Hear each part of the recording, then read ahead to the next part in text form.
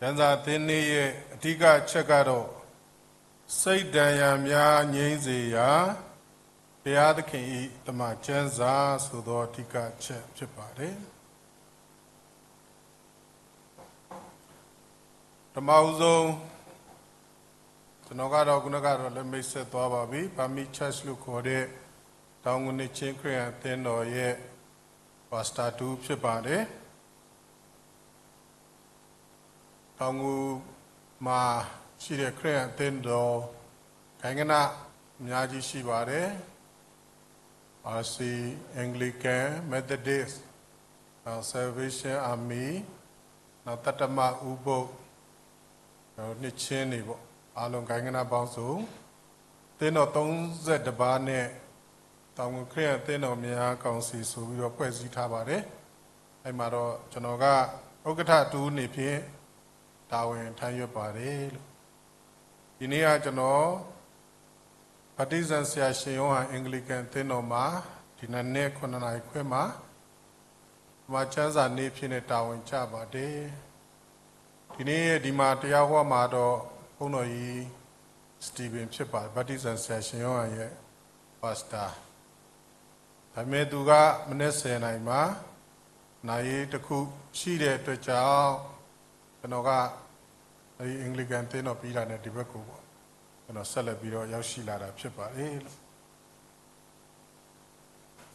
ရှေးဥစွာတမန်ကျမ်းစာနဲ့ဆက်ဆိုင်ပြီးတော့တမန်ကျမ်းစာသင်ကနေပြီးတော့နှုတ်ခွန်းဆက်လွှာလေးပေါ့နော်အဲ့ဒါလေးကိုဖော်ပြပါမယ်အားလုံးပဲမင်္ဂလာပါ2024ခုနှစ်ရဲ့တမန်ကျမ်းစာနေ့ Bible Day မှာအမိမြန်မာနိုင်ငံတော်အတွင်းမှာညီသက်ချင်းရှင်ဘုရားသခင်ဂရုဏာတော်တက်ရောက်ပါစေကြောင်းဆန္ဒပြုဆုတောင်းကယင်းဤပြုငါစွာနှုတ်ခွန်း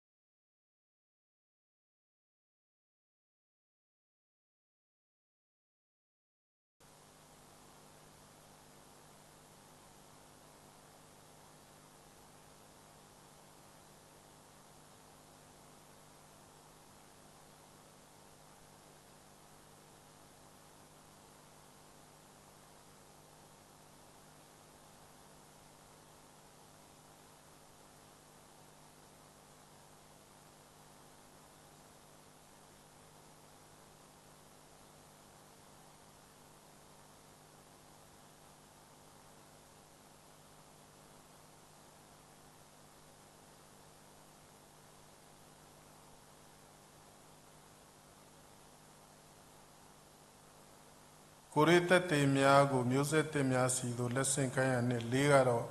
ကျမ်းစာအသင်းအမှုတော်အတွက်ဆုတောင်းပေးလူကြရန်လို့ဖြစ်ပါတယ်။ဒီခုနေ့အဓိကချက်ကတော့စိတ်တန်ရာများငြိမ်းစေရာဘုရားသခင်တမန်ကျမ်းစာဖြစ်ပါတယ်။မြန်မာနိုင်ငံမှာရှိတဲ့ပြည်သူပြည်သားတွေဝမ်းနည်းကြေကွဲခြင်းစိုးထိတ်ကြောက်လန့်ခြင်းစိုးရိမ်ကြောင်းကြခြင်းတန်တရားရှိခြင်းရန်ညှိုးဖွဲ့ခြင်းလုံခြုံမှုကင်းမဲ့ခြင်းခွင့်မလွတ်နိုင်ခြင်းအစရှိသောစိတ်တရားများမှအများဆုံးလွတ်ကင်းနိုင်ကြပါစေ Happy Bible Day ဥက္ကဋ္ဌဂိုင်းအုပ်ဆရာတော်ကြီးဦးမြတ်ဆန်းထွေထွေတွင်းမှုကတော့တိတ်ခါတို့ရဆရာဝီလန်ထန်ဖြစ်ပါတယ်ကျမ်းစာဆိုတော့ဘာသာကြီး၄ဘာသာမြန်မာနိုင်ငံမှာရှိပါတယ်ခရစ်ယာန်ရဲ့အစ္စလာမ်နောက်ဟိန္ဒူနဲ့ဗုဒ္ဓဘာသာရေလို့ဘာသာကြီး၄ဘာသာတကယ်တမ်းတော့အခုဘာသာတွေရတယ်တစ်ခုပြီးတစ်ခုပေါ်ပေါက်တယ်ကျွန်တော်တို့မသိသေးတဲ့ဘာသာတွေလည်းအများကြီးပေါ့အဲ့ဒီမှာအားလုံး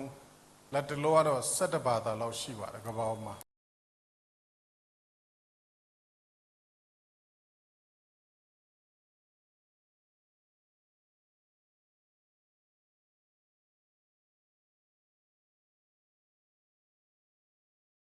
တမန်ကျမ်းစာရှိတယ်အစ္စလာမ်ဘာသာမှာတော့ကိုရ်အာန်ကျမ်းရှိပါတယ်ဟိန္ဒူဘာသာမှာကတော့သူလည်းကျမ်းနေတဲ့မှာအဓိကကျမ်းတော့မဟာဂီတဘဂဝါဆိုတဲ့ကျမ်းရှိပါတယ်ဘုရားဘာသာတော့ပိဋကတ်3ပုံဆိုပြီးတော့ကျမ်းရှိပါတယ်ဘာသာမှန်လို့ရှိရင်တော့အဲ့လိုတမန်ကျမ်းစာကတော့ရှိမှဖြစ်တာပေါ့နော်တမန်ကျမ်းစာမရှိဘဲနဲ့ကိုယ့်အကိုဘာသာတွေထူထောင်တာတော့ဘာသာအစစ်မှန်လည်းမဖြစ်နိုင်ဘူးပါဇာတဲ့တွေ့ရဟာတွေရှောက်ပြီးတော့ပြောပြီးတော့မှဘ ဘာသာတစ်တွေထူထောင်တာဒါတော့မှကျွန်တော်တို့ရဲ့ခရိယန်တွေရဲ့သင်းတော်တွေမှာဆိုလို့ရှိရင်လဲကျွန်တော်တို့ကကျမ်းစာကိုအခြေပြုတယ်နောက်တစ်ခုကအသင်းတော်မှန်လို့ရှိရင်အခြေခံစီမင်းစည်းကမ်းဆိုတာရှိရပါတယ်အခြေခံစီမင်းစည်းကမ်းကအသင်းတော်ကရည်ရွယ်ချက်ကဘာတွေလုပ်မလဲသင်းတော်ရဲ့အစည်းအဝေးတွေကဘယ်လိုအနေအထားမျိုးမှလုပ်မလဲအမှုဆောင်ဖွဲ့ရဘယ်နှယောက်ဖွဲ့ရမယ်တို့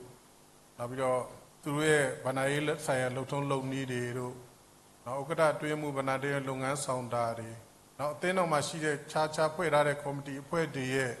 လုပ်ငန်းဆောင်တာတွေပေါ့မြို့သားမြို့သမီးလူငယ်ပေါ့စသည်အဖြစ်လုပ်ငန်းဆောင်တာတွေအဲ့ဒါမျိုးတွေရဲ့ guideline ပေါ့အခြေခံစည်းမျဉ်းစည်းကမ်းဆိုတာရှိရကျွန်တော်တို့မြန်မာနိုင်ငံမှာတော့မှ2008ရဲ့ဖွဲ့စည်းပုံအခြေခံ1984ဆိုရင်တော့ကျွန်တော်တို့အသက်အရွယ်လောက်60လောက်ရှိတဲ့သူတွေ1984မှာတော့အဲ့မှာလဲဆန္ဒမဲပေးပြီးတော့ social လမ်းစဉ်ပါတီပေါ့နော်အဲ့ဒီအခြေခံဥပဒေစာအုပ်တွေထွက်ခဲ့တယ်အပိုင်းကြတော့2008ခုနှစ်ပေါ့နော်2008ခုမြန်မာနိုင်ငံတော့2008ခုနှစ်ရဲ့ဒီအခြေခံဥပဒေစာအုပ်နဲ့မြန်မာနိုင်ငံကိုကြီးစုနေတာပေါ့အဲကြောင့်အသင်းတော်တွေမှာလည်းအဲ့လိုအခြေခံစီမင်းစည်းကမ်းဆိုတာရှိရတယ်တို့ဒီတောင်ငူမြို့ထဲမှာကျွန်တော်တို့ကတော့ဂိုင်းမောင်းစုံကတော့31တင်းမှာအကုန်လုံးကအခြေခံစီမင်းစည်းကမ်းရှိတယ်တချို့တွေကကျွန်တော်တို့ဂိုင်းမောင်းစုံ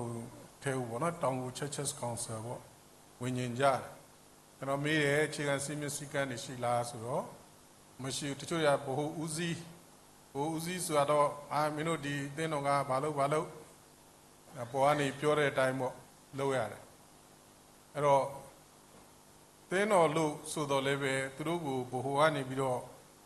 ပြောတဲ့ဟာတွေမှန်တယ်လုပ်ရတယ်သူကဒီအခုတစ်မျိုးတော့ကြာတစ်မျိုးပေါ့တစ်မျိုးသုံးမျိုးလောက်ကိုလုပ်နေကြတယ်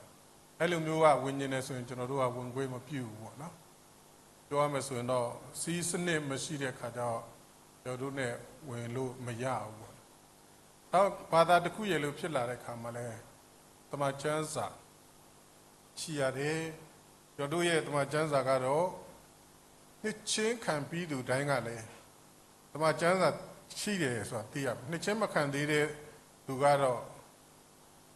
သိလဲသိတဲ့တယ်ပေါ့နော်ဒါပေမဲ့နှစ်ချင်းခံပြီးပိုတော်မှသိတဲ့နှစ်ချင်းခံပြီးရင်ဓမ္မဟောင်းကျမ်းကဘယ်လောက်ရှိတယ်ဓမ္မသစ်ကျမ်းကဘယ်လောက်ရှိတယ်ပေါ့နော်အနည်းဆုံးကျမ်းဆောင်လေးပေါ့ကျမ်းဆောင်လေးတွေထဲမှာတချို့ကကျမ်းစာတင်နေပါဒီမှာဆိုရင်တခါလေကဲကျမ်းစာတစ်ခုပြမိခအနာဂတိကျမ်းဆိုဓမ္မဟောင်းကျမ်းလားမသိဓမ္မသစ်ကျမ်းလားမသိလိုက်ရှာနေရတယ်ပေါ့နော်အဲ့လိုရောင်ဝန်းဝါးတွေဖြစ်တယ်ပေါ့နော်ရှေးကုတ်ဘဝရစာအဲ့ဒါဆိုရင်ဘယ်မှာလဲဓမ္မဟောင်းလားမသိဓမ္မသစ်လားမသိပေါ့နော်ဒါလို့နှစ်ချင်းမင်္ဂလာခံယူပြီးတော့ပိုတည်တဲ့တယ်ပေါ့နော်ကိုယ့်ရဲ့ကျမ်းစာအနေထားပေါ့နော်အဲ့လိုမသိဘဲနဲ့နှစ်ချင်းမင်္ဂလာခံယူပြီးတော့ပြောရမယ်ဆိုရင်ရောင်ဝါဖြစ်နေတဲ့သူတွေလည်းအများကြီးရှိတယ်ပေါ့နော်ဒီနေ့ကတော့တမန်ကျမ်းစာတစ်ခုရဲ့ရေးကြီးပုံပေါ့နော်ကျွန်တော်တို့ဒါတွေကိုဒီနေ့မှာခွန်အားယူခြင်းဖြစ်တယ်ဒီတော့တရားဒေသနာမစွာခင်မှာကျွန်တော်ရဲ့တမန်ကျမ်းစာနဲ့ဆက်ဆိုင်တဲ့ငယ်စဉ်ကအဖြစ်ပြက်လေးပေါ့1983ခု4ခုလောက်ပေါ့နော်ဝင်းကျင်လောက်မှာကျွန်တော်ကကြောက်တောင်းမှာနေတယ်အဲတုန်းကကြောက်တောင်းမှာခရစ်ယာန်၄အိမ်အောင်ပဲရှိတယ်ကျွန်တော်ဘေးက RTC ကားမောင်းတော့အဲမှာဌာနဆိုင်ပြောင်းရွှေ့ခြင်းနဲ့ရောက်တယ်အဲမှာစေအုပ်ကြီးတအိမ်ကခရစ်ယာန်အိမ်အောင်နောက်သူနာပြုဆရာမကြီးကခရစ်ယာန်အိမ်အောင်နောက်ကလာဝကဦးစီးမှုကခရစ်ယာန်အိမ်အောင်၄အိမ်အောင်ပဲရှိတယ်ကျွန်တော်စုပြီးတော့လှည့်ပြီးတော့ဝတ်ပြုကျွန်တော်က9နှစ်10နှစ်သားလေးပေါ့အဲ့ချိန်မှာမိတ္တိလာကနေပြီးတော့တက္ကရာဆရာတော်ဦးကျော်ရွှေဆိုတာကျွန်တော်တို့ကိုလာပြီးတော့ကြည့်ရှုပေးတယ်ပေါ့ဒါကျွန်တော်တို့ကအောင်ပင်လေသာသနာနယ်ထဲမှာပါတော့အောင်ပင်လေသာသနာနယ်ကဟုတ်ငါပြည်ထပ်ပိုင်းမိုးညင်းအထိရှိတာပေါ့အဲ့မိုးညင်းမှာနှစ်ပတ်လည်အစီအစဉ်လုပ်မယ်အဲ့တော့ခင်လမင်းတမန်ကျမ်းစာသွားပြီးတော့ပြန်ရမယ်ဆိုတော့ဆရာကျမ်းစာကကျွန်တော်ရှိမှမရှိအဲ့တုန်းကလည်းကျမ်းစာကတော်တော်ကိုပေါ့နော်တအိမ်အောင်တောက်တယောက်လူတယောက်တောက်မပြောနဲ့တအိမ်အောင်တောက်တောင်မလွယ်တဲ့အခြေအနေပေါ့အဲ့တော့ဆရာကသူ့ကျမ်းစာကိုပြီးပြီးတော့ကျွန်တော်အဖေကအဲ့ကျမ်းစာအတိုင်းပြန်ပြီးတော့လက်ရည်နဲ့ကူးပေးတယ် အဲ့ဒါအောင်မှကျွန်တော်ကပြန်ပြီးတော့ကြက်ပြီးတော့မှသွားပြီးတော့ဖြည့်ခဲ့ဒုတိယရရှိခဲ့တယ်ပေါ့အဲ့ဒီကနော်အဖေရဲ့လက်ရေးလေးပေါ့နော်အဲ့ဒါလေးမျက်စိထဲမြင်တဲ့ဒါပေမဲ့ငငယ်ရဆိုတော့စာရွတ်တော့ဘယ်ရောက်သွားလဲတော့မသိဘူးပေါ့နော်ဒါပေမဲ့မျက်စိထဲမှာမြင်တယ်အဖေရဲ့တန်ရှင်းတတ်ရတဲ့အဖေကလက်ရေးလှသူ့ရဲ့လက်ရေးလေးနဲ့ရေးထားတဲ့ကျမ်းစာလေးကိုမျက်စိထဲမှာမြင်တယ်နောက်ဒါလေးနဲ့ကျွန်တော်တမျက်တနိုးနဲ့ငယ်စဉ်မှာလူရှိသူရှိမှာပေါ့နော်သွားပြီးတော့တကယ်တမ်းတော့ကြောက်ပြောင်းကအဲ့လုံးကတိတ်ပြီးတော့ထင်ပေါ်ကြော်ကြားတဲ့မြို့လေးတော့မဟုတ်ဘူးပေါ့နော်ဒါပေမဲ့ကျွန်တော်ကဒီနယ်ကြီးတစ်နယ်လုံးမြန်မာဒီအထက်ပိုင်းရဲ့နယ်ကြီးတစ်နယ်လုံးထဲမှာကျွန်တော်တို့အရွယ်ပေါ့နော်အဲ့ဒီချိန်ကဆိုရင်တော့ primary အရွယ်လောက်တော့ဖြစ်မှာပေါ့သွားပြီးတော့ပြိုင်တော့ဒုတိယရခဲ့တယ်ပလာစာအိုးတို့ခဲရန်တို့ရခဲ့တာပေါ့နော်အဲ့ဒါတွေကလည်းအဲ့တော့တမိုးရှိပါတယ်အဲ့တော့ကျမ်းစာပြိုင်ပြီးတော့ရရှိခဲ့တဲ့ဟာလေးကိုအမှတ်ရဒုတိယကျမ်းစာကတော့ကျွန်တော်ဒီတောင်ငူရောက်တော့စမိုင်းတော်မီးကကျမ်းစာတင်တယ်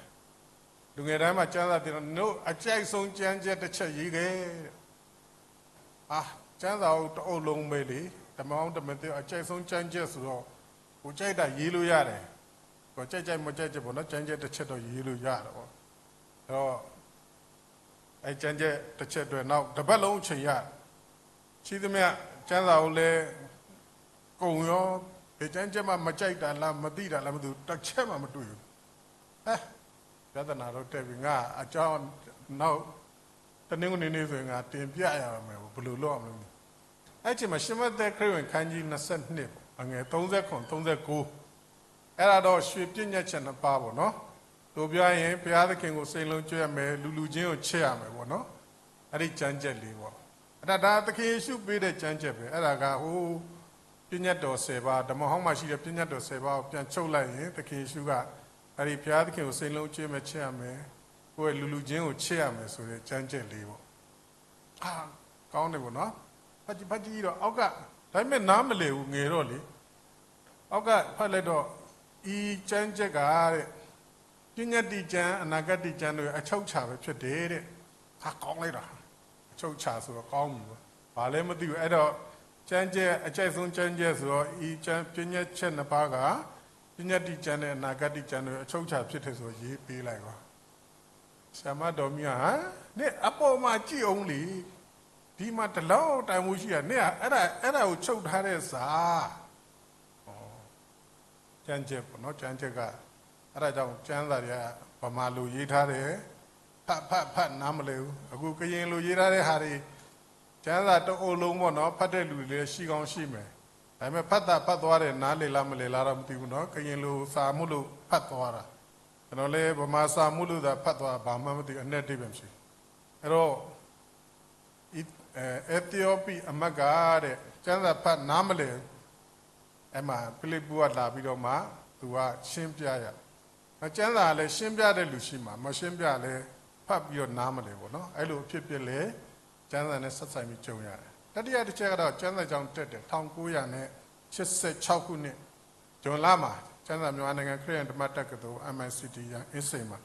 ကျမ်းစာကြောင့်တက်တယ်တက်တဲ့နေ့မှာပဲဆရာမကကဲကျမ်းစာကိုမရှိတဲ့လက်ညှိုးထောင်ကျမ်းစာကိုလူချင်းလက်ညှိုးထောင်ဆိုထောင်ရတာပေါ့အဲ့မှာဓမ္မအောင်ဓမ္မသစ်ကျမ်းစာတအုပ်ရ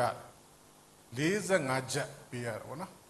အဲ့တော့အဲ့ကျမ်းစာအုပ်လေးကိုကျွန်တော်ကျမ်းစာကြောင်းတက်တဲ့ချိန်ရောနောက်ကျမ်းစာကြောင်းဆင်းပြီးအနှစ်20လောက်တော့ကင်လို့ရသေးတယ်အားလုံးအနှစ်ပေါင်းအစိတ်လောက်တော့အဲ့ကျမ်းစာအုပ်လေးကင်လဲနောက်ပိုင်းကျတော့လည်းတပြေးပြေးနဲ့လမ်းမှာများကင်မှာများတော့ခါကြီးရွဲလာအခုတော့တိမ့်ထားရတာပေါ့နော်အဲ့တော့ဒါတွေကကျမ်းစာနဲ့ဆိုင်ပြီးတော့ပေါ့ကတ္တမကျမ်းစာမှာကျွန်တော်တိတ်ခါတင်မင်္ဂလာပေါ့1996ခုနှစ်မှာတိတ်ခါတင်မင်္ဂလာခံယူတဲ့ခါကျတော့အဲ့မှာကျွန်တော်ကပေးဖို့ပြိဿတ်တွေပေးဖို့လက်ဆောင်ပေါ့ကျွန်တော်တိတ်ခါတင်ခံယူတဲ့ကျွန်တော်လက်ဆောင်ပေးဖို့ဆိုတော့92ခုမြောက်သောစာလံအပိုက်ငယ်1နဲ့2ပေါ့နော်အဲ့ဒါလေးကိုကျွန်တော်ရေးပြီးတော့ပေးလိုက်တာပေါ့နော်အမြင့်ဆုံးသောဘုရား၏ကွယ်ကာယဌာနတော်၌နေသောသူသည်အနန္တတကုရှင်ရိတ်ကိုရလိမ့်မည်ထာဝရဘုရားသည်ငါခိုလုံရန်ငါရေတိုင်ငါကိုးစားသောဘုရားသခင်ဖြစ်တော်မူသည်ဟုငါပြောဆို၏ဆိုတဲ့ကြမ်းကြက်လေးကိုကျွန်တော်ဒီ book map ပုံစံမျိုးလေးလုပ်ပြီးတော့ပရိသတ်တွေဝေပေးပါတယ် တော့ကျမ်းစာနဲ့ဆက်ဆိုင်တာပေါ့နော်အဲ့တော့ဥဆုံးမှာကျွန်တော်တို့ရဲ့အသက်တာထဲမှာတမန်ကျမ်းစာကတကယ်ကိုဘာဝရှိတယ်ဒီဘာဝတွေကကျွန်တော်တို့ဖတ်ရင်ဖတ်နေရတာနော်တချို့ပြောရမယ်ဆိုလို့ရှိရင်အလုပ်တစ်ခုကိုဘာဖြစ်ဖြစ်စိတ်ပါလက်ပါလုပ်မယ်စိတ်ပါကိုယ်ရောက်လုပ်မယ်ဆိုမှအဲ့ဒီအလုပ်တစ်ခုမှာဘလောက်နှစ်သာရရှိရဆိုတာရှိသိရတာတမန်ကျမ်းစာကိုအလုပ်သဘောနဲ့ကျွန်တော်တို့ဖတ်ကျွန်တော်လည်းသင်တန်းတွေလူငယ်တော့လူငယ်သင်တန်းတွေမှာတမန်ကျမ်းစာတစ်အုပ်လုံးဖတ်ပြီးတဲ့လူလက်ညှိုးထောင်းဆိုတော့ကျွန်တော်မပါဘူးထောင်တဲ့လူတွေထဲမှာကျွန်တော်မပါဘူးအဲ့လို3 4 5ကလောက်ကြုံတော့ရှက်လာဒီကျမ်းစာကသူများတွေကလည်းငါတို့ဖတ်ရမယ့်ဟာလေငါမဖတ်ပဲဆိုမဖြစ်ဘူးဆိုပြီးတော့အဲ့မှာကျမ်းစာဖတ်တာပေါ့နော်ဖတ်တော့ခါတော့အဲ့မှာတကယ်လို့ကျမ်းစာတအုပ်မှာတနေ့ကိုတစ်ခါပဲဖတ်လို့ရှိရင်3 နှစ်ခွဲလောက်ကြာတယ်3 နှစ်ခွဲလောက်ကြာတယ်ပေါ့နော်အဲ့တော့ဖတ်ကြည့်ပေါ့ဒီနေ့တရားဟောတဲ့တရားဒေသနာထဲမှာလည်းအဲ့လိုတွန်းအားပေးထားတာရှိပါတယ်အဲ့တော့ဒီနေ့စာလံ119ခုနကဖတ်သွားပြီးငါခန်း90မှာဗျာဒိတ်တော်အားဖြင့်ကျွန်ုပ်သက်ရှင်သည်ဖြစ်၍စင်းရဲကိုခံရစဉ်တွင်ထိုနှုတ်ကပတ်တော်သည်ကျွန်ုပ်သက်တာเสียအကြောင်းဖြစ်ပါ၏လူမှာတဲ့ခန္ဓာရောစိတ်ရောဝိညာဉ်ရောသုံးပါရှိပါတယ်ဗောနော်လူတူတယောက်အသက်ရှင်နိုင်ဖို့တရားသခင်ဒီသဘောတရားကိုကျွန်တော်တို့ကိုပေးထားတယ်အဲ့တော့ခန္ဓာအားနည်းလို့ရှိရင်တဲ့လူရဲ့စိတ်ပိုင်းဆိုင်ရာမှာလည်းအားနည်းတယ်စိတ်ပိုင်းဆိုင်ရာအားနည်းရင်လည်းခန္ဓာကအားနည်းတယ်အဲ့တော့ဒီခါမှာခန္ဓာရောစိတ်ရောအားနည်းလာပြီဆိုရင်ဝိညာဉ်ရေးရလည်းသွားပြီးတော့ထိခိုက်ပါတယ်တဲ့ဆိုလိုချင်တာကကျွန်တော်တို့ကျမ်းမာရေးပေါ့နော်ချွတ်တဲ့နေတယ်အမြဲတမ်းတရှောင်ဖြစ်နေတယ်ဒီမကောင်းဘူးဆိုရင်အဲ့မှာစိတ်ပိုင်းဆရာပါစိတ်ဓာတ်ပါကျလာတယ်ပေါ့နော်ချိုစိတ်ဓာတ်ကျလာတယ်အလုံးမင်းကျလာတယ်ဆိုလို့ရှိရင်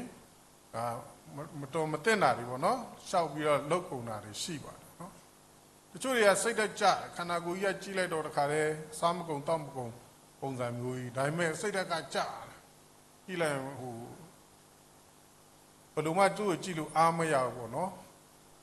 အဲ့တော့အဲ့ဒီစိတ်သက်ကြနေတဲ့သူတယောက်ကလည်းသူကခန္ဓာကိုယ်ဆွဲဆုပ်သွားတာပေါ့အဲ့တော့စိတ်သက်ကြလို့လည်းမရဘူးခန္ဓာကိုယ်အာရုံလို့လည်းမရဘူးအဲ့ဒါတွေကြလာရင်ဝိညာဉ်ရေးရပါကြလာတော့ပေါ့နော်အဲ့တော့ကျွန်တော်တို့လူငယ်ဘဝမှာကြုံမှုပါတယ်ကျွန်တော်ဖြစ်ဖြစ်တစ်ခုကြုံမှုပါတယ်ကြုံတာလူတယောက်ကကျွန်တော်ကိုလိန်သွားတာ2500ဘူးလိန်သွားတာအခုက2500တော့ရည်ရမှာပေါ့နော်အဲ့တော့2500က1989ခုနှစ်လောက်ပေါ့နော်89ခုနှစ်1990ပေါ့နော်အဲ့တော့လိန်သွားတဲ့ခါကျတော့ तू ကကျွန်တော်ရှီကနေလိန်ပြပြီးတော့ကျွန်တော်ကသူများရှီကနေတဆင့်ယူရတာဆိုတော့အဲ့ဒီပတ်စံရှာလို့ခက်တယ်သူကဘယ်ရောက်မှလည်းမသိတော်စုံစမ်းရတယ်အဲ့မညောင်လေးပင်တို့တိုင်ဦးတို့တာကွာတို့လှဲဝိုင်းတို့အဲ့ဒီဟိုဘက်တိုင်ဦးနာအကုန်လုံးလိုက်ရတာတော်လည်းခန္ဓာလည်းပင်ပန်းတယ်စိတ်လည်းပင်ပန်းတယ်ပေါ့နော်နောက်ဆုံးမှငါဒီပတ်စံနဲ့ငါမယုံနိုင်တော့ငါတောင်ငူမျိုးမှာတော့မနေသေးတော့ဘူးဆိုခါတဲ့ဒီတောင်ငူမျိုးကတော့ထွက်ပြေးရမလို့ဖြစ်ခဲ့တယ်ပေါ့ဒါပေမဲ့ကြိုးစားတော့ရှာအောင်မဆိုရှာလိုက်တာ2500မှာသူ1000ပြန်ရတယ်အဲ့တော့ဒီတိုင်ဦးဒီအမြန်လမ်းပေါ့နော်82မိုင်ပေါ့နော်အဲ့လောက်ဒီဘက်နားလေးမှာရှိအဲ့တာကွာရွာဆိုတာရှိအဲ့တာကွာရွာနဲ့ကျွန်တော်ပြန်လမ်းလျှောက်တာဟိုအမြော်ဒီလမ်းဟောင်းတိုင်ဦးဒီမီလမ်းစုံ14မိုင်လောက်ရှိတခါဘူးမှလည်းမလျှောက်ဘူးလမ်းလျှောက်လိုက်ရတာခါတယ်တကယ်တမ်းတော့တဲ့ဆိုရင်လမ်းပြီးရမသိဘူးကွာဟိုဘက်ဘိုင်နာချောင်းကဆက်လက်ရှိတယ်ဆိုတော့အဲ့ဆက်လက်ကိုသွားပြီးတော့စီးဖို့ဆိုပြီးသွားလိုက်တာရောက်လေဆက်လက်ကထွက်သွားပြီဒီနေ့ဟိုရှေ့ကလမ်းလောက်ရောက်သွားပြီပေါ်လဲမကြအော်လဲမကြဘောနော်သွားတော့အဲ့ဒါနဲ့တခါလမ်းအဲ့ဒီလမ်းအစဘက်ကိုပြန်လျှောက်ရတာမိတယ်ဘယ်နာသွားလဲဆိုဒီတဲ့ပဲတဲ့အဲ့လေခွေးကလူကလည်းလက်ညှိုးတိုးလိုက်တော့ကျွန်တော်မြင်လိုက်တာစဘာပင်နေနဲ့ဘုံနေနဲ့ကြီးပဲဘယ်လိုတဲ့သွားမလဲမသိအဲ့တဲ့ဆိုကဲအဲ့စဘာပင်နေကြားရဖြတ်တာ မဟုတ်မလို့ဘယ်နာလောက်လဲမေးလိုက်လို့ तू ပြလိုက်တဲ့လူတွေမှမျက်စိတဆုံးပဲအဲ့တဆုံးကိုရှောက်ရတာသူတို့ပြောရင်အဲ့မှာရောက်ပြီးတော့နောက်ညောင်လေးပင်အဲ့ကျန်းစာကျောင်းထိကျွန်တော်သွားတာအဲ့ဒါတရမီလမ်းဆောင်ကနေညောင်လေးပင်ထိကားစီးတယ်အဲ့လက်ကားစီးပြီးတော့အဲ့ညောင်လေးပင်ခွေလဲရောက်တော့ဆင်းလိုက်တာအောက်ကိုဆင်းလိုက်တော့ခွေကြသွားလူကအယုတ်ကျိုးပြတ်ပဲခြေမျက်စိနှစ်ဖက်ကဒီလိုလမ်းလျှောက်ပါများဒီလောက်မိုင်ကြီးကိုလမ်းလျှောက်ပါများတော့တခါကလည်းမလျှောက်ဘူးလေအဲ့လိုလျှောက်ပါများတော့အထဲတွေကအယွတ်တွေနာသွားနေတယ်မထနိုင်တော့ဘူးနော်အဲ့တော့တော်တော်စိတ်သက်ကြပါတယ်တကယ်ကိုစိတ်သက်ကြတယ်တေခြင်းစောနံလောက်အောင်စိတ်သက်ကြဒီဘက်ဆန်လည်းအခုတော့လည်းကြီးစရာကောင်းတယ်ပေါ့နော်မနေ့ပဲတို့ထွက်ဝင်တော့မှ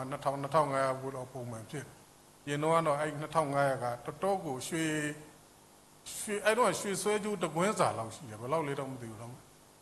အဲ့တော့ကျွန်တော်တို့မှာခန္ဓာပဲစိတ်ပိုင်းဆရာတွေရောပေါ့နော်ဒီဖြစ်နောက်ပိုင်းဝိညာဉ်ရေးကကြာ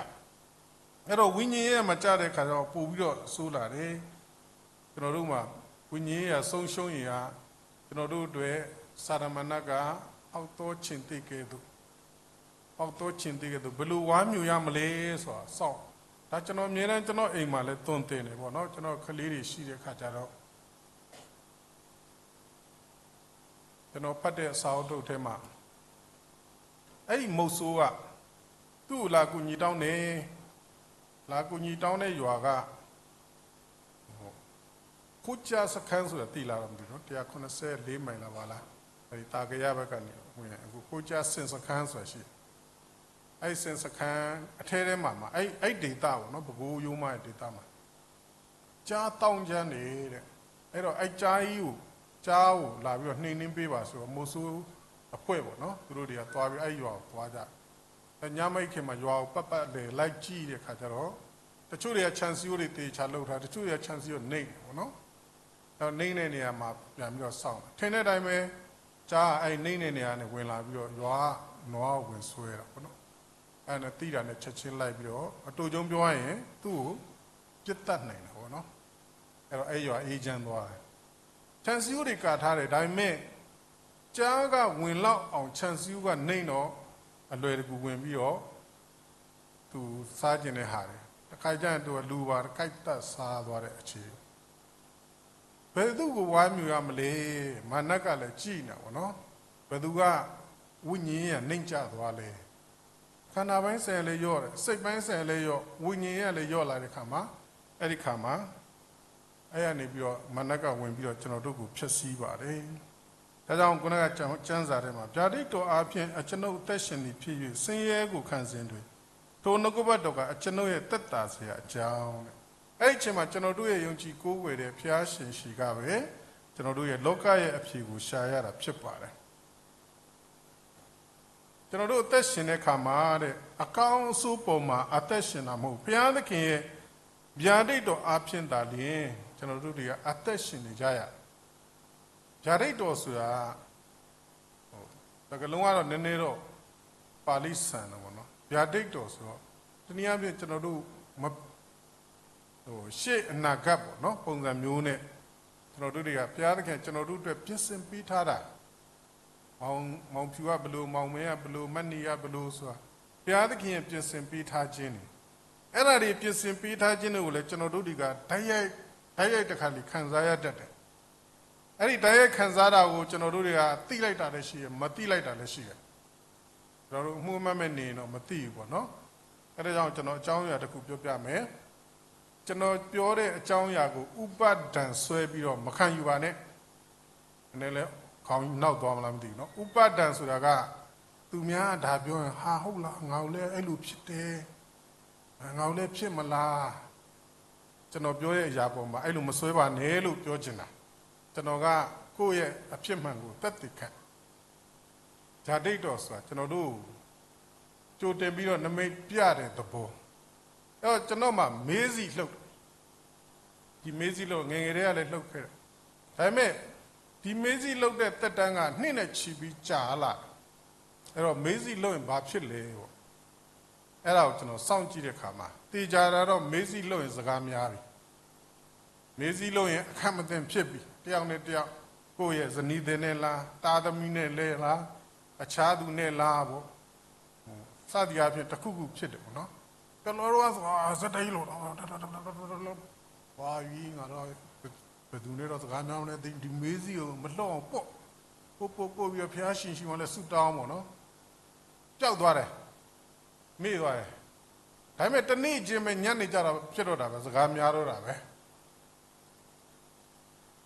ကိုမေ့ပြီမဲ့ဘုရားသခင်ပြောတာဒီဟာဖြစ်မယ်ပေါ့နော်ဖြစ်မယ်ဒါပေမဲ့အဲ့ဒါကိုကတော်လည်းနောက်ပိုင်းကျတော့အဲ့လိုဖြစ်လာရင်နည်းနည်းလေးငါစိတ်ကိုထိမ့်မယ်ကိုယ်စိတ်ကိုတတ်နိုင်တယ်များထိမ့်မယ်ဆိုရင်ထိမ့်ချုပ်မယ်ဆိုတဲ့အနေထားနဲ့အသက်ရှင်တာပေါ့နော်အဲ့လိုကြောင့်လဲပေါ့နော်နည်းနည်းလေးပို့ပြီးတော့မဆိုးရတော့အဲ့တော့လွန်ခဲ့တဲ့3-4ရက်ကလည်းအဲ့လိုပဲမေးစီကထိတ်ဆိုတစ်ချက်လေးလှုပ်သွားတယ်လာအောင်မယ်တကူတော့တစ်ချက်ပဲလှုပ်တော့တော်ပါသေးရဲ့ပေါ့ဘုရားပြတယ်ပေါ့နော်ဒီလိုပဲကျွန်တော်ခံယူတစ်ချက်လေးလှုပ်သွားတယ်ဟောပါသေးကြတယ်ဒါနဲ့ပစ္စည်းတစ်ခုထားတဲ့ကိစ္စနဲ့ပတ်သက်ပြီးတော့ကျွန်တော်ကဒီလိုထားစီခြင်းနဲ့ဟာ तू ကမဟုတ်ဒီလိုထားတယ်ဆိုတာနဲ့အပြန်လန်စကားများတယ်ပေါ့နော်ဒီလောက်ပါပဲ3-4-5ခုပဲစကားများပြီးတော့ပြီးသွားတယ်အဲ့တော့ဒါကျွန်တော်အတွက်ဘုရားဒီလိုပြတယ်အဲ့ဒါကြောင့်ကျွန်တော်ပြောတဲ့မေးစည်းလောက်တိုင်းကျန်တဲ့လူဖြစ်မယ်လို့ပြောတာမဟုတ်တော့အဲ့ဒါကြောင့်ဥပဒနာမစွဲနဲ့လို့ကျွန်တော်ကြိုတင်ပြောထားတာအဲ့တော့ကျွန်တော်တို့ရဲ့တက်တာဘုရားသခင်အဲ့ဗျာဒိတ်တော်ဒီနဲ့ကျွန်တော်တို့လမ်းပြတယ်အဲ့ပုံမှာကျွန်တော်တို့ကပြန်ပြီးတော့ဆင်ခြင်ပြီးအသက်ရှင်တဲ့အခါမှာကျွန်တော်တို့အတွက်သက်သာစရာအကြောင်းဖြစ်တယ်တဲ့ဒါကို119ခုမြောက်သောဆာလံအပိုင်း50ထဲမှာဖော်ပြထားခြင်းပဲဖြစ်ဒီအတွက်ကြောင့်ဒီနေ့ခွန်အားယူဖို့နှုတ်ကပတ်တော်အပြင်အကျွမ်းမဲ့ယုံကြည်ပြီးတော့ဖတ်ရှုပါတဲ့တို့ပြောရင်ကျမ်းစာဖတ်ပါတဲ့ဒီမနေ့အစာမစားဘဲနဲ့ဒီကိုရောက်လာတဲ့လူဘယ်နှယောက်ရှိမလဲတညိုးတော့မထောင်ခိုင်းပါဘူးเนาะအစာမစားဘူးဒါပေမဲ့ပြန်သွားရင်အစာစားမှတေးကြလားတေးကြတာပေါ့ကျွန်တော်လဲစားလာတယ်လေမနေ့စောကြီးကျွန်တော်မျိုးသမီးကကျွန်တော်ကျဲဦးနဲ့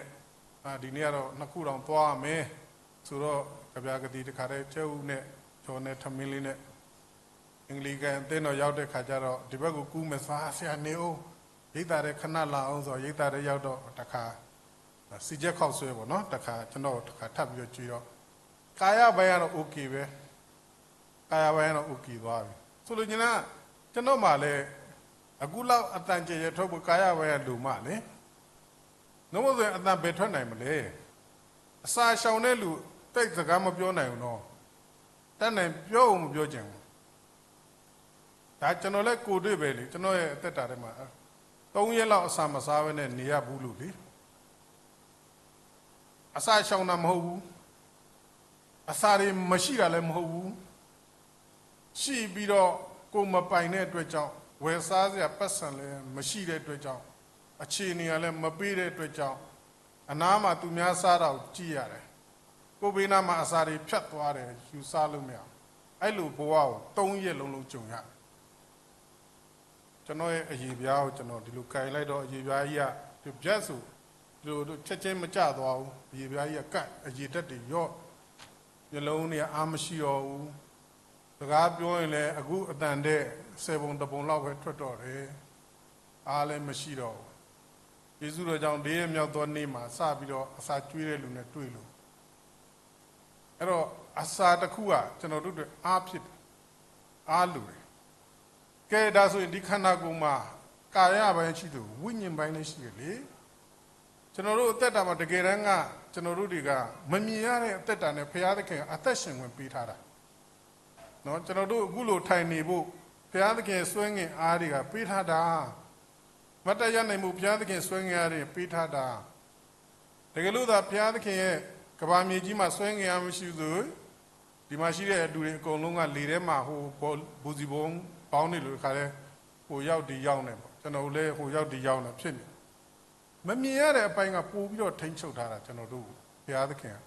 တော့ကျွန်တော်တို့ရဲ့ဝိညာဉ်ရဲ့အသက်တာအဲ့လိုအဲ့ဒီဝိညာဉ်ရဲ့အသက်တော့ကျွန်တော်အားရဖြစ်ရအဲ့တော့ကျမ်းစာဖတ်ရတော့တနေ့မှာကျမ်းစာတစ်ခန်းဖတ်ရင်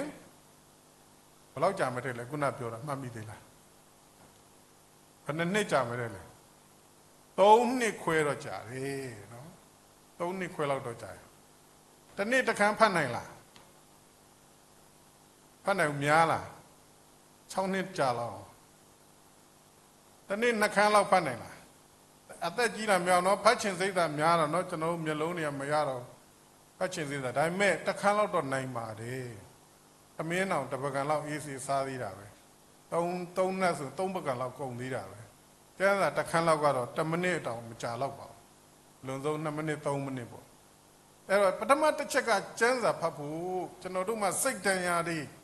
ကျွန်တော်တို့မှာမမြဲစိတ်တန်ရာတွေအမျိုးမျိုးတွေရှိတယ်ပေါ့နော်ကျွန်တော်တို့ရဲ့နေရထိုင်ရေးအတွက်စိတ်တန်ရာတွေကြုံတွေ့ရတယ်စာဝတ်နေမှုအတွက်စိတ်တန်အခုလိုချိန်တွေမှာကုန်စည်နှုန်းတွေကြီးမြင့်နေစိတ်တန်ရဝင်ငွေလည်းမရှိအလုပ်လည်းမရှိမနေ့ပြန်ဘလို့လဲလို့ပူပန်နေရတဲ့လူတွေကြိုပြီးတော့စိတ်တန်ရာတွေရအဲ့ဒီစိတ်တန်ရာတွေအတွက်ဘုရားသခင်ကဖြည့်ရှင်းပေးနိုင်တယ်ဖြည့်ရှင်းပေးနိုင်ဖို့ပထမနီလန်ကကျမ်းစာဖတ်ဖို့ပဲဒါပထမတစ်ချက်ကတော့ကျမ်းစာဖတ်ဖို့တနေ့မှာတစ်ကြိမ်ပဲဖတ်ပါယောရှုမတ်စာခန်းကြီး1:8မှာကျမ်းစာကိုမဖတ်မရွတ်ပဲမနေတဲ့နေ့စဉ်မပြတ်ဖတ်ရွတ်ရအဲ့တော့ကိုအစာစားတိုင်းသတိရပါစာစားပြီးကျမ်းစာတော့ဖတ်ရအောင်မယ်တနေ့လုံးအစာမစားရင်တော့မဖတ်နဲ့2 ရက်လောက်မဖတ်ရင်2 ရက်လောက်အစာမစားရင်လည်း2 ရက်လောက်မဖတ်နဲ့ထားလိုက်အစာစားမယ်ဆိုရင်တော့ကျမ်းစာလည်းဖတ်မယ်ဆိုတဲ့ရှင်တွဲပြီးတော့ကိုယ့်ရဲ့စိတ်မှာပြင်ဆင်ပြီးတော့ခံယူဖို့ဖြစ်ပါတယ်119 ခုမြောက်သောဇာလံပိုက်ငယ်105မှာလဲနှုတ်ကပတ်တော်ရဲ့ကျွန်တော်ရဲ့ခြေရှိမှာမိကွက်ဖြစ်ပြီးတော့ကျွန်တော်ရဲ့အသက်တာလမ်းခီကိုလင်းစေတယ်တဲ့မိကွက်တစ်ခွက်စီမိကွက်တစ်ခွက်ဖျောင်းနိုင်ဖြစ်ပေါ့နော်အခုဒီရှိရတော့ဒါကတော့ဓာတ်ခဲနေမို့လို့ဓာတ်ခဲအားကိုသူလည်းမရတော့စီမိကွက်မှာလည်းစီထဲတာကိုရင်မလင်းတော့ဘူးပေါ့နော်နှုတ်ကပတ်တော်ကျွန်တော်တို့မရှိရင်လည်းကျွန်တော်တို့အလင်းမလင်းနိုင်အဲတော့ကျွန်တော်တို့ခြေတွေကအများအားကျွန်တော်တို့တွေကကောင်းမွန်နဲ့ဖြောင့်ပြတဲ့လမ်းတွေသွားတာမဟုတ်ဘူးဒီကတိတွေရှိတယ်ဇောင်းတွေရှိတယ်ကြောက်ခဲတွေရှိတယ်အဲ့ဒီຢာတွေအတွက်ကျွန်တော်တို့မှာအလင်းလိုတယ်ငငယ်ကအကူဘေးကအိမ်ကကျွန်တော်အကူယုံပြီးတော့ငါအိမ်ကြည်ပေးအောင်ဆိုပြီးတော့သူကခရီးထွက်သွားတယ်အကူကအဲ့ဒီအိမ်ထဲမှာမီးထုံးခဲ့ပြီးတော့ဘယ်သွားမှမသိဘူးအဲ့အိမ်တကားလည်းပိတ်တယ်အဲ့အိမ်ရဲ့ခြံစည်းကိုလည်းပိတ်အဲ့နဲ့အမေဟဲငါသားဟိုမှာနင့်အကူတော့ဘယ်သွားလဲမသိဘူးဟိုမှာမီးတွေလည်းထွန်းထားတယ်သွားကြည့်အောင်ငါအမေလည်းဒီဝကကြီးနဲ့ကာထားတာကျွန်တော်ငငယ်ပေါ့နော်ကျွန်တော်ငငယ်ရွယ်ဆိုတော့ကျွန်တော်တဲ့အရက်2 ဆလောက်ရှိတယ်ဝကကြီးကာထားတာသူကခြံတကားကြီးကလည်းပိတ်ထားတာဘယ်ဝကကြော်ဆင်းပြီးတော့အဲ့မှာသွားပြီးတော့ထဲထဲကမီးကိုသွားပေးအဲ့နဲ့အမေကခိုင်းတော့လဲအမေလေးရှိတယ်အဲ့ကျွန်တော်ဝကကြော်တက်တော်တော့သူကမီးကထွန်းထားပြီမဲ့တကားပိတ်ထားတော့ကြားတဲ့ထရန်ကြားတဲ့ပဲမီးလေးကလင်းတယ်အဲ့ဒီအိမ်ရှိအထိမီးမလင်းဘူးကျွန်တော်လည်းငငယ်ဆိုတော့တိတ်မစင်စားတတ်ဘူးအဲ့ဒီလောက်အမြင့်လောက်ကနေပြီးအောက်ကိုခုန်ချကဲမိတ်ဆွေတို့ကျွန်တော်တို့လေကဒစ်တစ်ခုပေါ့နော်လေကဒစ်တစ်ခုကဘယ်လောက်မြင့်လဲနေလဲမသိဘူးလေကဒစ်ရှိလားမရှိလားလည်းမသိဘူးမရှိဘူးလို့ထင်ပြီးတော့လေကဒစ်ရှိတဲ့နေရာနင်းကြည့်လိုက်ရင်ကျွန်တော်ဘယ်လိုဖြစ်သွားမလဲဟန်ချက်ပြတ်သွားမှာနော်စသည်အဖြစ်မို့အဲ့လိုပဲကျွန်တော်လည်းအပေါ်ကနေခုန်ချတာဘယ်လောက်မြင့်လဲကျွန်တော်လည်းမသိဘူးခါမြေပြင်နဲ့လက်နဲ့ဒီလိုရိုက်ထည့်တာဒီလက်ကကျိုးရောအဲကျိုးကြီးနဲ့ပဲခါအဲ့တကားကိုရအောင်ဖွင့်ပြီးတော့အမေဝင်လာပြီးတော့မှတကားတော့ပြီအဲ့နည်းလည်းဘာဖြစ်လဲမသိဘူးနားတယ်အရန်နာအဲ့နဲ့ဘေးနာဆေးုံကလည်းကဲ့ရဲ့ဆိုဆေးုံတော့ပြတော့အလင်းအောင်လုံလောက်ရှိရင်တော့မြေပြင်ကဒီလောက်ငါခုန်ချရင်တော့အဲ့အချိန်မှာငါရဲ့အချိန်ကဘယ်လိုထိမ့်မယ်စသည်အဖြစ်မသိတော့ခုန်ချလိုက်တော့အဲ့ဒီမြေပြင်ကဝေလာနီလာမသိဘူးပေါ့နော်အဲ့တော့အန်ချက်ပြက်ပြီးတော့လက်ကျိုးရနှုတ်ကပတ်တော်လည်းဒီလိုပဲကျွန်တော်တို့မှမရှိဘူးဆိုရင်ကျွန်တော်တို့တွေဘာမှတေချာမသိတော့ဘူးပေါ့နော်မျက်ကန်းလိုပဲဖြစ်သွားမယ်ပေါ့နော်ဒါကြောင့်နှုတ်ကပတ်တော်ကိုဖတ်နံပါတ်1ကတော့ဘုရားသခင်ရဲ့ပြုမဲ့ အမှုကိုတဲ့ညှော်လင့်ပြီးတော့ညင်ဝတ်စွာနေရမယ်ဘုရားသခင်ကကျွန်တော်တို့ကိုပြုပေးတဲ့အရာတွေရှိတယ်လှုပ်ဆောင်ပေးတဲ့အရာရိုးရိုးပြောရတယ်တခါလေကျွန်တော်တို့ကကိုလုံနိုင်တာရှိတယ်ဒါပေမဲ့တချို့ကိစ္စတွေကကိုမလုံနိုင်ဘုရားသခင်လုပ်ပေးတာပေါ့ဒါကြောင့်ဒေသနာကျမ်းခန်းကြီး3ထဲမှာတော့ခတ်သိမ်းသောမှုရာတို့ကမိမိတို့ရဲ့အချိန်ရှိတယ်တဲ့မိုးကောင်းခင်အောက်မှာကြံစီသမျှအသီးသီးတို့ကိုပြုရသောအချိန်ရှိတယ်တဲ့ဒီနေရာမှာသင်တို့အားမျှော်လင့်သောအကျိုးကိုရမည်ကြောင်းညင်ဝတ်စေခြင်းကသာသင်တို့ဖို့ကြံစီသောကြောင်းနဲ့ထိုကြံတို့ကိုငါသိ၏ကျွန်တော်တို့ရဲ့အကြံစီတွေလည်းဘုရားသခင်ရှိတယ်အချိန်တိုင်းကျွန်တော်တို့ကိုဘုရားသခင်ပြင်ဆင်ပေးမယ်အချိန်တိုင်းရင်းဆိုတော့ကျွန်တော်တို့ဘက်ကစောင့်ရအောင်ညင်ဝတ်စွာစောင့်ရအောင်အဲ့ဒီညင်ဝတ်စွာစောင့်မှုရန်အတွက်ကကျွန်တော်တို့ရဲ့တာဝန်အဲ့တော့တမန်ကျမ်းစာထဲမှာမောရှေသူကလူ6သိန်းကိုဥဆောင်ပြီးတော့မှအဲဂုတ္တုပြန်ခေါ်ထုတ်လာတဲ့အချိန်မှာဟိုကဖာရောဘုရင်ကငါ့ရဲ့လူတွေခေါ်ထုတ်သွားပြီးလိုက်ဟေ့နောက်ကတွေဓာတွေလှမ်းနေမြင်းနေတဲ့လိုက်လာကြတာကြည့်လိုက်တော့ဖုံတလောင်းလောင်းနဲ့နောက်ကနေလိုက်လာသူတို့ကလည်းဒီဘက်ပင်လယ်လည်းကူးလို့လည်းမရသေးဒါပေမဲ့ဘုရားသခင်ကပြောလဲညင်ဝတ်စွာနေဖို့ပြောအဲ့ချိန်မှာဖာရောဘုရင်စစ်တပ်နဲ့အဲဂုတ္တုလူတွေနဲ့ဣသရေလလူတွေကြားထဲမှာတခါတည်းမိုးတိမ်တိုင်တားထားလိုက်တယ်ချထားလိုက်ဟိုဘက်ကလည်းဘာမှရှစ်တိုးလို့မရတော့မှောင်မဲနေတယ်အဲ့ဒါကြောင့်ဘုရားရှင်ကညင်ဝတ်စွာနေပါသူလှုပ်သွားမယ်ရန်သူတွေရှိတယ်ဒါစီလူမြန်းတော့ဟာအသာလေးပေါ့ငါတို့မိမယ်မဟုတ်ဘူးဘုရားသခင်ကလှုပ်သွားတာအေးဆေးပဲတန်တဲ့လူ6သိန်းလုံးတိလားမတိလားတော့တချို့ကဘာမှန်းတော့တိမှမဟုတ်ဘူးပေါ့နော်သွားကြဟေးဆိုသွားကြမှာအဲ့အတွက်ကြောင့်ပင်လယ်နီကိုကောင်းမွန်စွာနဲ့ချော်ဖြတ်ပြီးတော့ဟိုဘက်ကိုကူးနိုင်တာပေါ့နော်ဟောတခါလေတချို့သောအရာတွေကကျွန်တော်တို့ကိုဘုရားသခင်ကညင်ဝတ်စွာနေခိုင်းတယ်46ခုမြောက်သောဆာလံအပိုင်ငယ်30မှာညင်ဝတ်စွာနေပါတဲ့ငါကဘုရားသခင်ဖြစ်တယ်လို့သိမှတ်ပါလွယ်လားကျမ်းစာကတော့ညင်ဝတ်စွာနေမလွယ်ပါဘူးညင်ဝတ်စွာနေဖို့ဘယ်လွယ်မလဲကျွန်တော်ကလေးငယ်စဉ်တုန်းကအငယ်ကလေး2ယောက်တယောက်ကတက်တယ်အဖျားကြီးတက်တယ်အငယ်ဆုံးကသွေးလုံးတုပ်ကွေးဖြစ်တယ်ဟာကျွန်တော်ပူလောင်တာတော့ပြောမနေနဲ့ပေါ့နော်ဒါပေမဲ့ခဏပဲလူအားဖြင့်တော့ဖြစ်တတ်တာပေါ့နော်လူရဲ့စိတ်ဒါပေမဲ့ခဏပဲဘုရားသခင်ကအားလုံးအတွက်ကောင်းဆုံးကိုပြင်ဆင်ပေးတဲ့အခါမှာသက်ချမ်းသာရတယ်ညင်ဝတ်စွာနေရတယ်ဆိုရင်အဲ့ဒီရဲ့ကောင်းကြီးရတယ်ဘုရားသခင်ကိုကျွန်တော်ဆုတောင်းတာစကလုံးကတူပဲဘုရားသခင်ကူမတော်မူပါဒါပဲတက်နေတဲ့ကျွန်တော်သမီးကတခါမျက်ဖြူတွေလန်ပြီးတော့ညနာမှာတခါကူးရမရောက်တော့နှာခေါင်းတွေရောမျက်စိတွေရောလက်တွေရောအကုန်လုံးညုံမဲဆွဲနေပြီကျွန်တော်ရေချိုးကန်းထဲမှာသမီးကိုကင်ပြီးတော့ရေတွေတောင်းလျှောက်လောင်းဘုရားသခင်ကူမပါဘုရားသခင်ကယ်ပါဒီတောင်းလျှောက်လောင်းချလိုက်တာခဏနေတော့အတက်ကြတာနဲ့ဆေးုံပြေးပေါ့နော်တကယ်တမ်းဖြစ်နိုင်တော့ပူရတာပဲဒါပေမဲ့ဘုရားသခင်နဲ့ပူလိုက်ပါဘုရားသခင်ကူမခြင်းကိုခံလိုက်ဒီခါမှာဘုရားသခင်ကကျွန်တော်တို့ကောင်းကြီးပေးမယ်ထို့တဲ့ကြောင့်သခင်ယေရှုကလည်းပြောတယ်သင်တို့ဟာဒီလောကမှာတော့ဆင်းရဲဒုက္ခကိုခံရမယ်ဒါပေမဲ့မစိုးရိမ်ပါနဲ့ငါဒီလောကကိုအောင်ပြီရှေးဝခရစ်ခန်းကြီး16ရဲ့အငယ်33တဲ့လောကကိုအောင်တဲ့အရှင်ဖြစ်ပါတယ်ဆင်းရဲဒုက္ခခံရလေလောကကိုအောင်တဲ့အရှင်ကိုရရှိတဲ့သူကအောင်မြင်ခြင်းကိုရရှိမှာဖြစ်တဲ့အတွက်ကြောင့်ဒုတိယချက်အနေနဲ့ဘုရားသခင်ပြုမဲ့မှုတွေကိုမျှော်လင့်လျက်ညင်ဝတ်စွာနေဖို့ဖြစ်တယ်တတိယချက်ကတော့အဆုံးစွန်သောယေရှုရဲ့ချစ်ချင်းမေတ္တာအပြင်ရှေ့ဆက်ပါကျွန်တော်တို့ရဲ့ရှေ့အနာဂတ်မှန်သမျှစိတ်ကူးပဲဖြစ်ဖြစ်လက်တွေ့ပဲဖြစ်ဖြစ်ဘယ်ရမဆိုချစ်ချင်းမေတ္တာနဲ့ပဲသွားဖို့ဖြစ်တယ်သခင်ရဲ့ချစ်ချင်းမေတ္တာကကျွန်တော်တို့အတွက်မပြောင်းမလဲပဲနဲ့ရှိတာဖြစ်ပါတယ်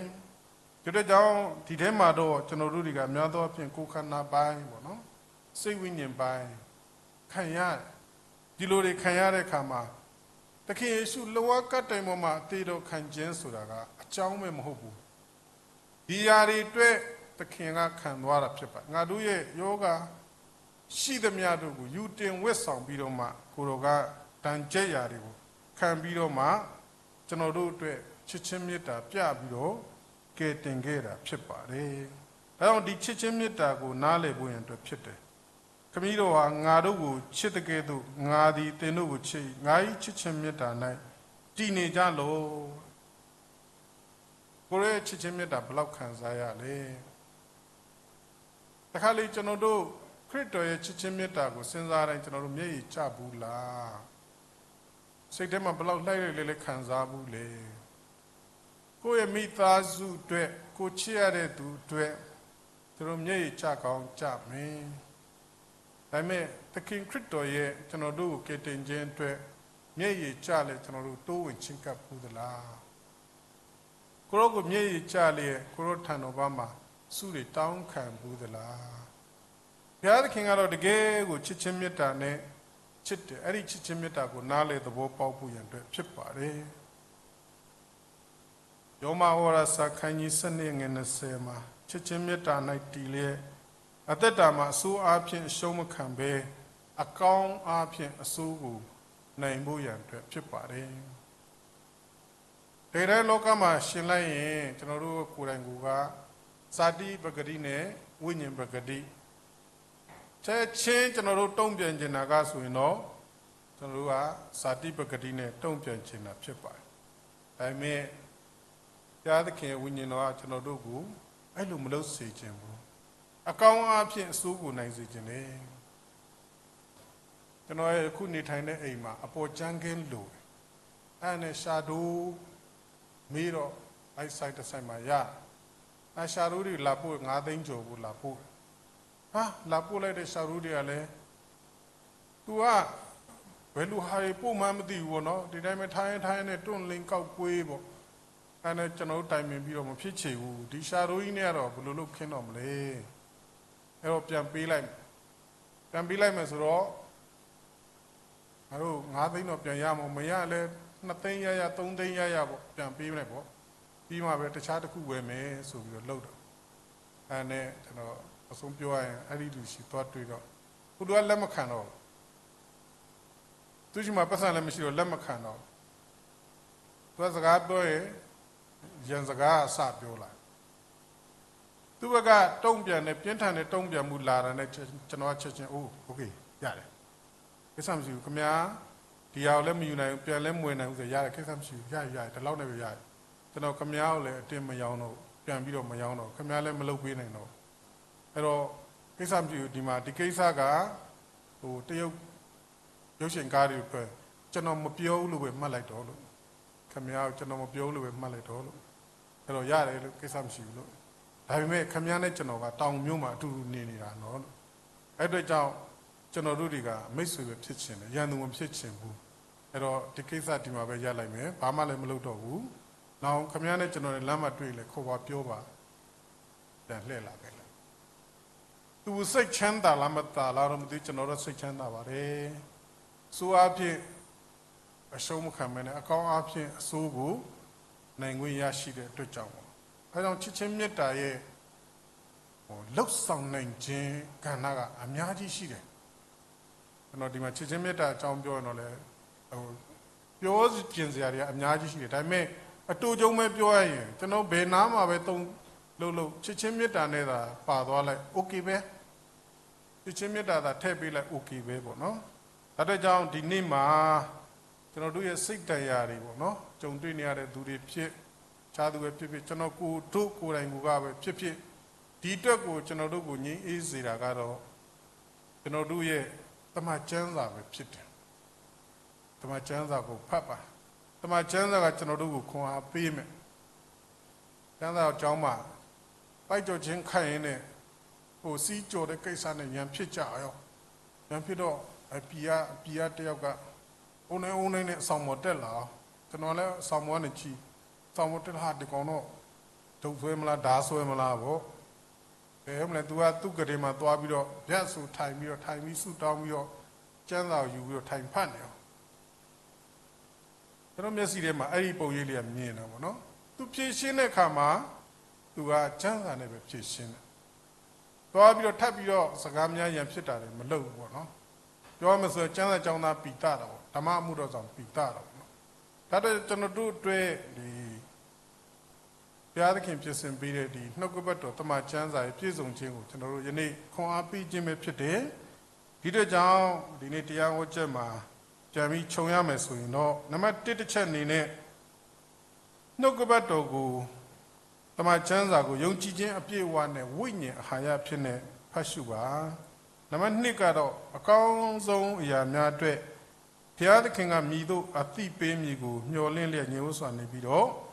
ဘုရားသခင်ရဲ့အသံကိုနားထောင်ပါနံပါတ်3ချက်ကတော့ဒီမျှော်လင့်တဲ့အရာအားလုံးတို့ကိုမျက်မှောက်ပြုပြီးတော့အဆုံးစွန်သောသခင်ယေရှုရဲ့ချစ်ခြင်းမြတ်တာဖြင့်ရှေ့ဆက်အသက်ရှင်ဖို့ရန်အတွက်ဒီဝိညာဉ်လည်းခွန်အားပေးပါတယ်နှုတ်ကပတ်တော်ရဲ့ကောင်းခြင်းမင်္ဂလာကိုနေ့တိုင်းခံယူရရှိဖို့နေ့တိုင်းဖတ်ရှုခြင်းအပြင်နှုတ်ကပတ်တော်ကောင်းခြင်းနဲ့တူဘုရားရှင်ရဲ့ဘုန်းတော်ထင်ရှားရကောင်းခြင်းများပြည့်ပါစေလို့ဝိငါလည်းခွန်အားပေးပါတယ်ကျေးဇူးတင်ပါတယ်